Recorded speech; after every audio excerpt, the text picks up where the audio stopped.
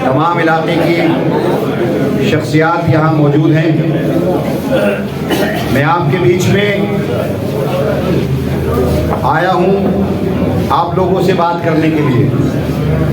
अभी मैं वोट मांगने नहीं आया हूँ, क्योंकि 2 साल बल्कि उससे ज़्यादा मुझे बहुत ज़्यादा परेशान किया गया, पूरी सरकार को परेशान किया गया। अरविंद जी को जेल में रखा गया, मनीष सिसोदिया जी को जेल में रखा गया, सत्येंद्र जैन जी को जेल में रखा गया, संजय सिंह जी को जेल में रखा गया, और मैं भी 72 दिन जेल में रहने के बाद आज आपके बीच में मौजूद हूँ। और ईडी के मुकदमों में 72 दिन में छूटने वाला पहला इंसान हूँ मैं, और ये सिर्फ आपकी दुआओं की वजह से, अल्लाह के करम की वजह से और पार्टी के साथ की वजह से मुमकिन हो पाया। आज मैं आप लोगों से पूछना आया हूँ, टाइम नहीं रहा, लोगों को बहुत परेशानी रही, काम में देरी हुई, मेरे बगैर या मेरी गैर मौजूदगी में मेरी टीम वो काम नहीं कर पाई जो उनको करना चाहिए था, या उनको सरकारी अफसरान ने या ठेकेदारों ने या कॉन्ट्रैक्टरों ने वो सपोर्ट शायद नहीं किया जो उन्हें करना चाहिए था। अब मैं आ गया हूँ, सारे काम तेज़ी से चल रहे हैं। हाई टेंशन रोड का सीवर, मुझे मालूम था कि ये मुझे जेल डालेंगे, तो हाई टेंशन सीवर का काम मैं शुरू करके गया था, और जब मैं आया तो अल्हम्दुलिल्लाह वो मुकम्मल हो गया। रोड का काम चल रहा है, 10 से 15 दिन में हाई टेंशन का रोड इंशाअल्लाह हम मुकम्मल कर लेंगे। एक मीनार मस्जिद की गली का सीवर मैंने वादा किया था कि मैं आपका बनवाऊंगा, तो सीवर डाल दिया है, सड़क का काम जल्दी शुरू कर देंगे। 7 नंबर पे भी सीवर डालना है, 8 नंबर पे भी सीवर डालना है। शाहीन बाग 2 हिस्सों में बंटता है, एक हाई टेंशन के उस साइड का हिस्सा है, एक हाई टेंशन के इस साइड का हिस्सा है। हाई टेंशन के उस साइड के हिस्से को हमने मुकम्मल कर दिया, हर एक गली में सीवर डाल दिया, हर सारी सड़कें बना दी, गलियां बना दी।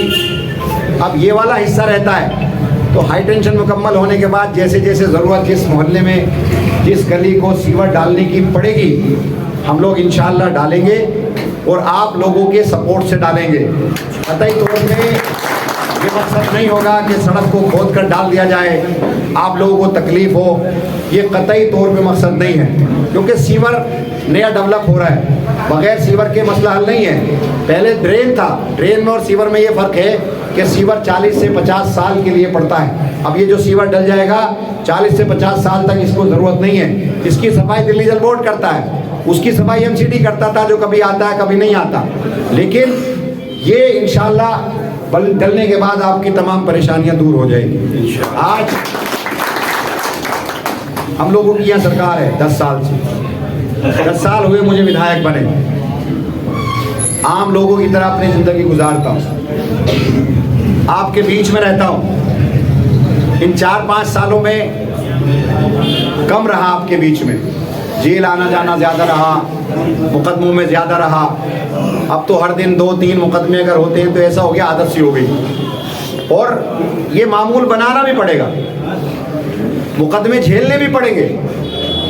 जो आप पर हो रहे जुल्म के खिलाफ आवाज़ उठाएगा, जो आप पर जो हो रहे जुल्म ज़्यादती के खिलाफ आवाज़ उठाएगा, जो आपकी आवाज़ बनेगा, जो आपके मुद्दों की बात करेगा, जो आपके हक की बात करेगा, जो ज़्यादती के खिलाफ लड़ेगा, उसको ये तय तो करना पड़ेगा कि तमाम एजेंसियां उसके पीछे पड़ेंगी, मुकदमात लगाएंगी, जेल भी जाना पड़ेगा, फरार भी रहना पड़ेगा, घर भी बर्बाद होगा, बच्चे भी बर्बाद होंगे, लेकिन आप लोगों के तहफ़्फ़ुज़ के लिए हर मुमकिन कोशिश हम लोग करेंगे।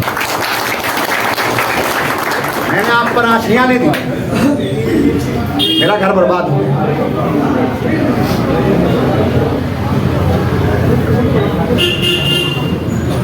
मेरा एक बच्चा है वो बर्बाद हो गया। अमानतुल्लाह खान जिंदाबाद। नहीं हूँ, ना इनसे डरता, ना मोदी से डरता, ना अमित शाह से डरता, ना इनकी एजेंसियों से डरता।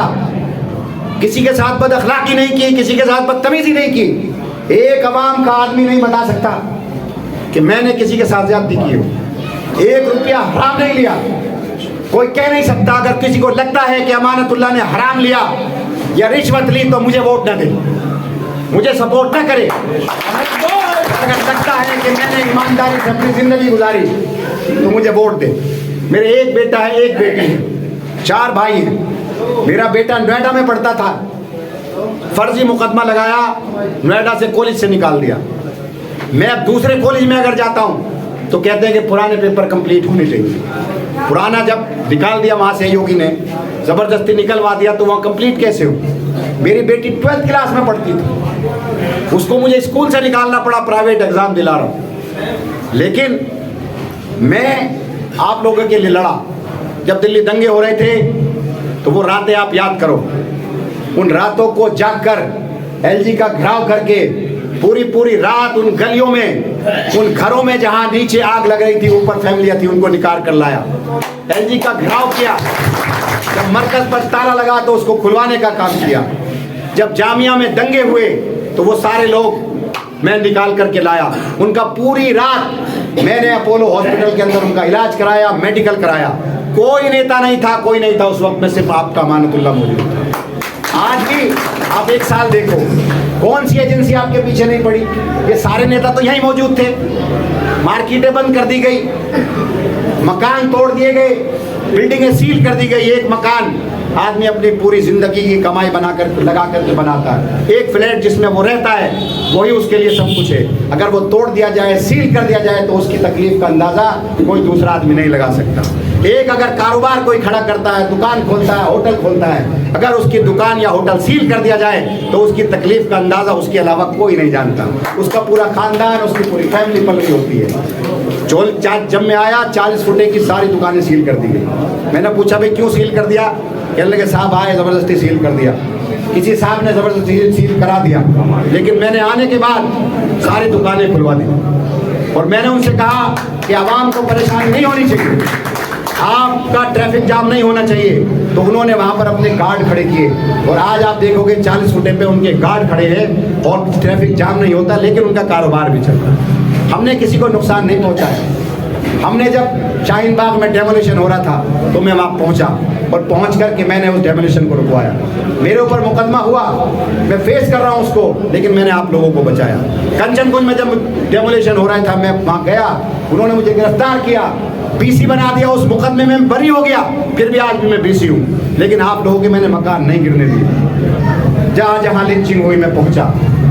वक्त बोर्ड के अंदर में था 123 प्रॉपर्टी, जब केंद्र सरकार ने कब्जा कर ली तो हाई कोर्ट से उनको लेने का काम मैंने किया। आप खुद देखो, MLA खालिश इसलिए नहीं होता कि आपकी सड़क बने, सीवर बनाए, लाइट दे दे। MLA इन सब चीज़ों के लिए तो होता ही है कि आपकी सड़क भी बनाए, सीवर भी बनाए, आपकी तकलीफ़ों में खड़ा भी हो, लेकिन कहीं ना कहीं वो आपका तहफ़्फ़ुज़ भी करे, आपकी आवाज़ भी बने। आज आपकी आवाज़ को बंद करने की हर मुमकिन कोशिश की जा रही है। आज आपकी शनाख्त को छीना जा रहा है। आज पूरे मुल्क के अंदर ये माहौल बन गया कि आज आप दाढ़ी, टोपी, बुर्के के अंदर बसों के अंदर सफ़र नहीं कर सकते। आज आप कारोबार नहीं कर सकते। बदनाम कर दिया गया, फिर नाम लिख दिए गए कि ये तो पेशाब करते हैं, ये तो थूकते हैं, और नाम लिख दिया गया ताकि आपके कारोबार में ख़त्म हो।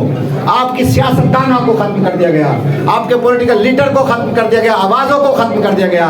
एक आज़म खां जो आज जेल के अंदर बंद है, उसके पूरे ख़ानदान को ख़त्म कर दिया। क्यों किया? क्योंकि उसने आपकी आवाज़ उठाई, वो आपकी लड़ाई लड़ा, उसने आपके लिए तालीम का काम किया, उसने आपके लिए यूनिवर्सिटी खोली, वो आपकी आवाज़ था, सिर्फ ये उसका जुर्म था। अमानतुल्लाह आपकी आवाज़ है, उसका भी यही जुर्म है। जो हश्र उन्होंने आज़म खां का किया, वही हश्र अमानतुल्लाह का करना चाहते हैं। और कुछ थोड़ी ना है, हिंदुस्तान की कोई एजेंसी ऐसी नहीं है जो मेरे पीछे ना हो। मुझे घंटों घंटों कोर्ट में खड़ा रखा गया, पूरे पूरे दिन खड़ा रखा गया। एक वक्त था मुझे बुलाया गया कोर्ट में, मेरी डेट थी, मुझे बुखार था। मैंने ऑनलाइन ज्वाइन करके कहा कि साहब मुझे बुखार है। जज साहब से कहा मैं नहीं आ सकता। उन्होंने कहा आना पड़ेगा, तो मेरा वारंट कर दिया। मैं बुखार में गया, पूरे दिन मुझे खड़ा रखा। लेकिन मैं परेशान नहीं हुआ। मैंने ये समझा ये मेरे साथ ठीक हो रहा है, क्योंकि जिन लोगों की मैंने आवाज़ उठाई है वो आज मेरे साथ खड़े हैं, और जिन लोगों के खिलाफ आवाज़ उठाई है वो